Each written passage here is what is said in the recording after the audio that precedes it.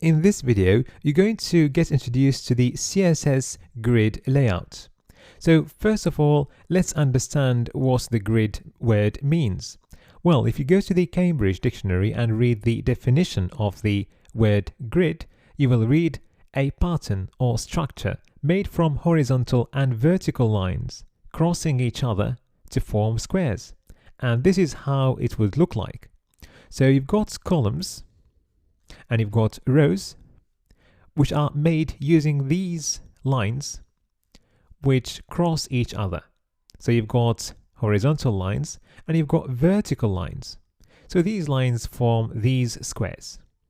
Now if you look at this example, it says in Barcelona the streets are laid out on a grid system.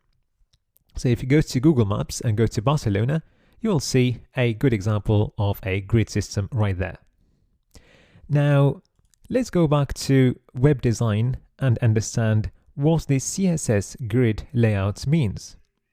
Well, in modern web design, you can build complex CSS layouts using simple CSS, thanks to the grid layouts or the CSS grid layout. So how does it work exactly?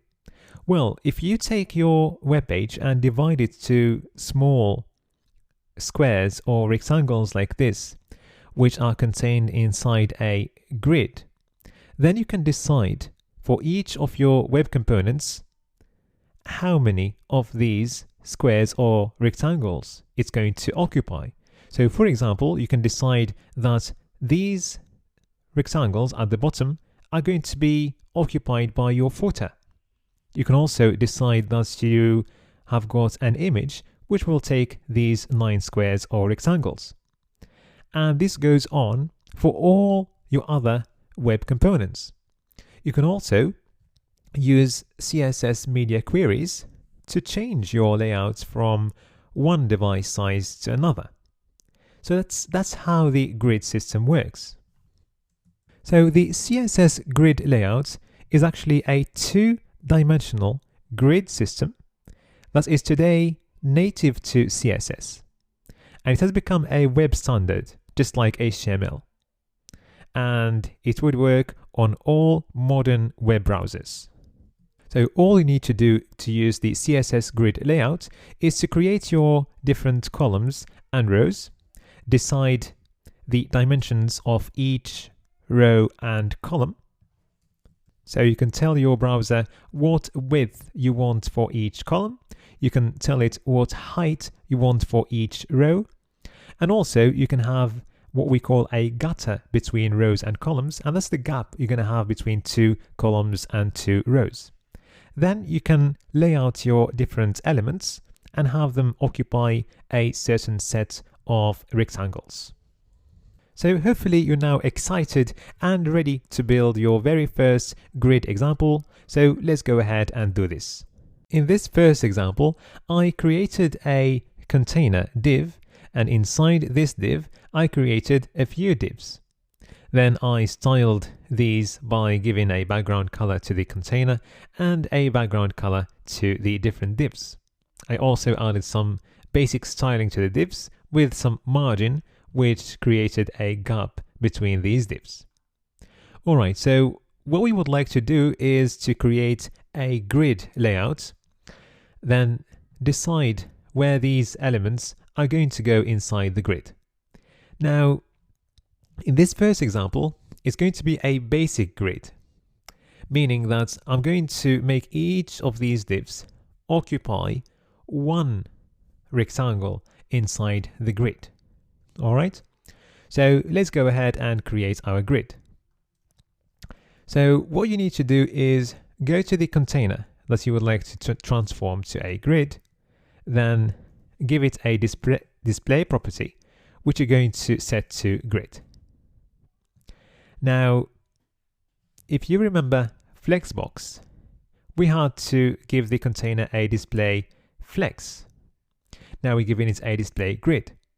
Now, a quick question. Why would we need to learn the grid layouts if you already know the CSS Flexbox? Well, Flexbox does help us create some complex layouts, and it also helps us solve some common problems like vertical alignments. Now, the grid system also helps us create complex layouts, but there are some things which you would do easily using grid and other things that you would do easily using Flexbox. So it's always a good idea to have a good knowledge of both, because you will build many projects where you're going to use both the grid and Flexbox. So now we gave the display property, which we set to grid, to our container. Now we will need to tell the browser what dimensions we're going to have for our rows and our columns. So let's start with the rows. You're going to use a property called grid template rows. Now we've got here the word templates. Basically, you are actually creating a template where you're going to fit elements later on. And that's exactly what you're doing. So, for example, let's suppose that we're going to go for a template of 4 rows and 4 columns. So what I need to specify here is the dimension of each row. So let's start with something really simple. So let's say that the height of each row is going to be 30 pixels.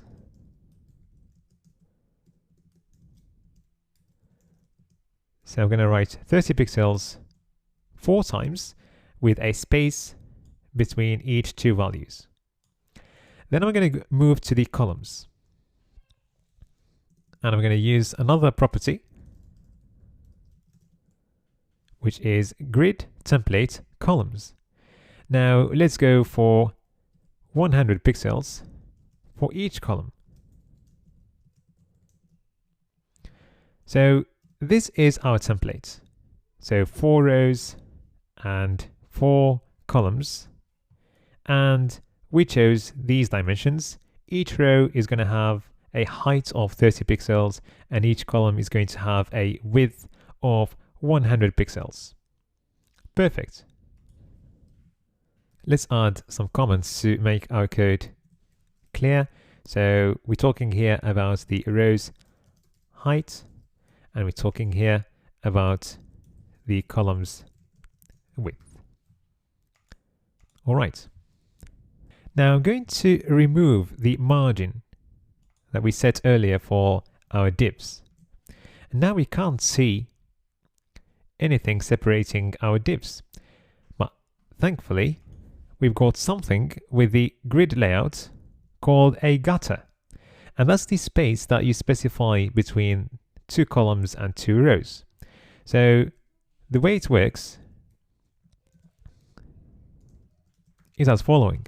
You use the grid gap property and you give it a value. So for example, I'm going to go for 5 pixels. So that's going to be the distance between 2 rows and 2 columns. All right. Now, before I continue, I'm going to add one extra comment here where I'm turning the container to a grid. All right, now I'm going to go back to the dimensions of the columns. And instead of going for 100 pixels for each column, I'm going to use something called FR, which is free available space.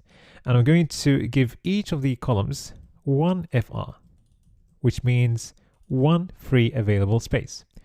What happens here is that each column is going to have a width, which is going to be 1/4 of the width of the container.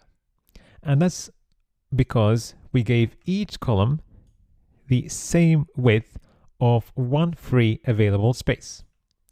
Now, if I give this column, the third one, 2 free available spaces, then it's going to be having twice the width of the other columns. And if I give that one 3 FR, it means that it's going to have 3 times the width of that column, for example. And that one is going to have twice the width of that column. All right, so that's the unit of FR.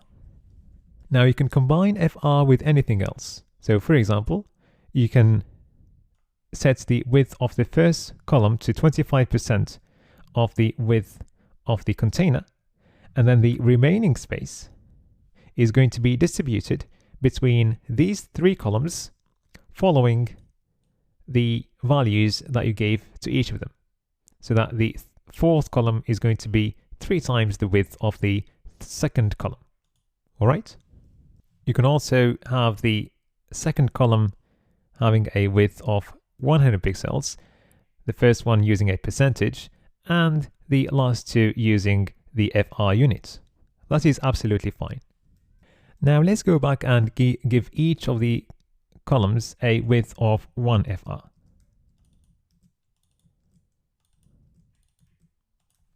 Now they all have equal widths.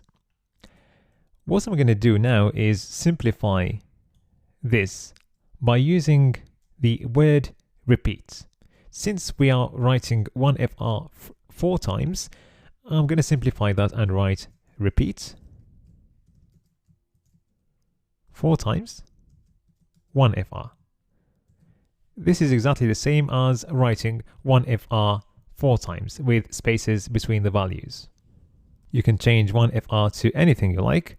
For example, 100 pixels or 20% of the width of the container or anything else.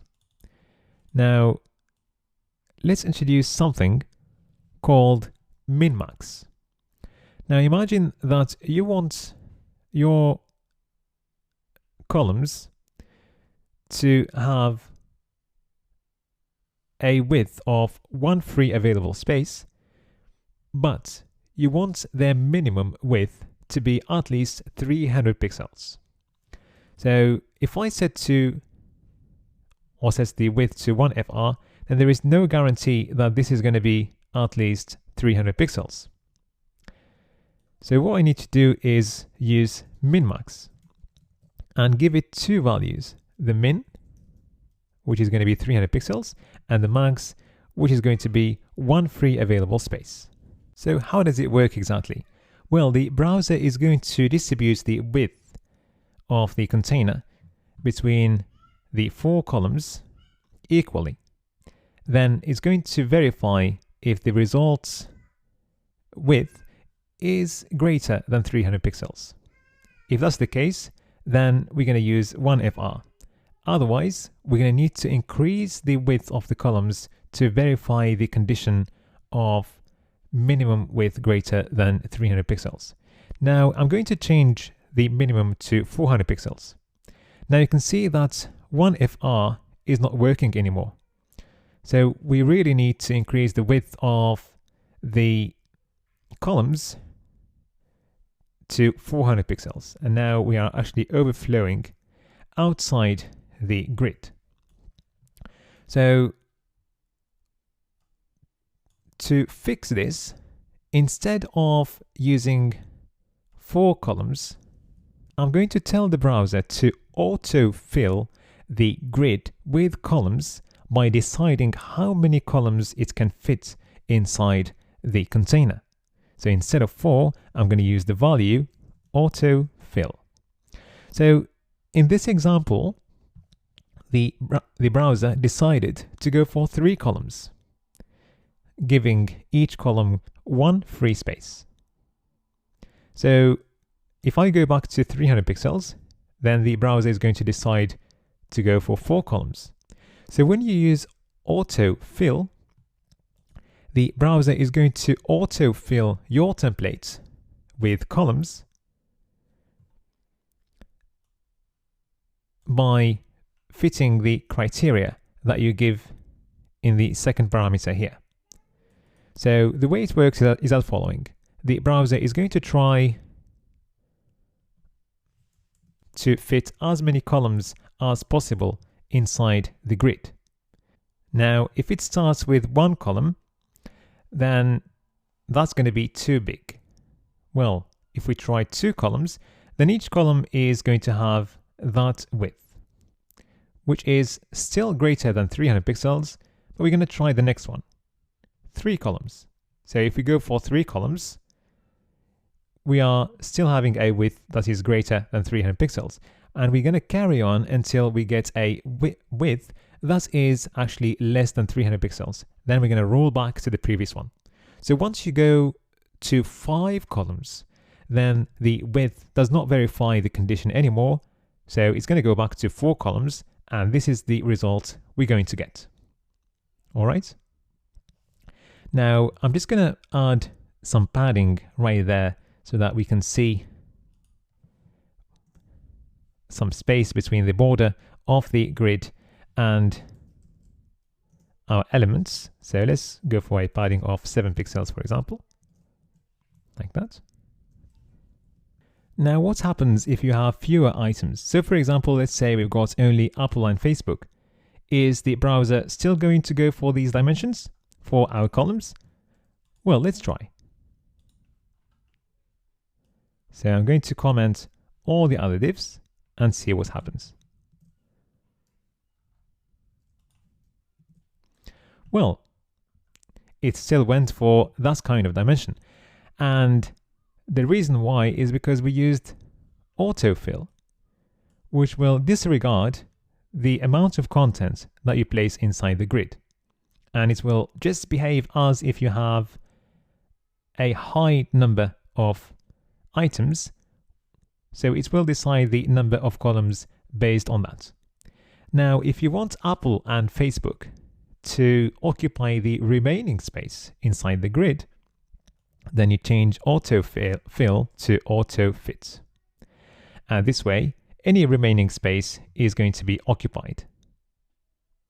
And this is only happening if you've got a few items, like in this scenario. So 2 items will do, 3 items as well. All right. So let's go back to autofill and have all our elements. Now let's go back to our rows and change their height to 1FR and see what happens. Well, since the height of the container is not specified in our styling, then this will have no effect on the height of these elements, because they will just take the minimum height they need to contain their content. But what if we give the container a height, for example, of 600 pixels? So in this scenario, the height of the rows is going to be 1/4 the height of the container, because we set the height of the container and then we set the dimensions of the rows. Let's reduce that to 400, for example, or 300. Or let's go for 250. All right, now in this simple example, we created a template made of 4 rows and 4 columns. And we've got 16 divs, which we could fit easily inside this grid, because it's got 16 rectangles. Now, what if we add more divs inside the container? What is going to happen? Well, let's find out in the next video.